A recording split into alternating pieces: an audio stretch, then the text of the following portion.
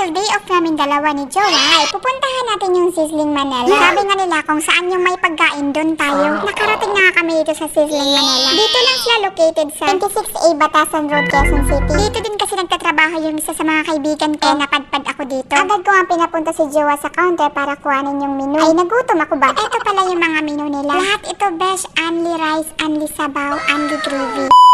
Bone steak pala yung in-order ni Jowa para sa kanya. Mabilis lang kasi kami naasikaso dahil kunti lang ang customer pag umaga. Sa gabi kasi sila dinadayo. At syempre, pabor sa akin yun. Ayoko kasi yung sobrang ingay sa paligid. Hindi mo ma-enjoy yung pagkain mo pag sobrang ingay ba? Ito pala yung in-order ko, grilled liempo. O diba, sobrang only gravy talaga. Hindi pala sila gumagamit yan ng white rice. Ang siniserve nila sa'yo is Java rice. Pagkatapos nga namin makuha yung aming mga order ay kumain na kami. Hindi mo nga mapigilan sumubo dahil sa amoy pa lang ay nakakagutom na. At dahil nga paborito ko nga daw yung sunny side ay hindi nagpaawat, inorderan talaga ako. Feeling ko talaga tinatamad na talaga tong lutuan ako ba? Kasimpleng subo nga lang ako dyan pero nakatatlong rice na yan. Huy, binubo ko! Ganun daw talaga pag unli, dapat gutom na gutom ka para sulit.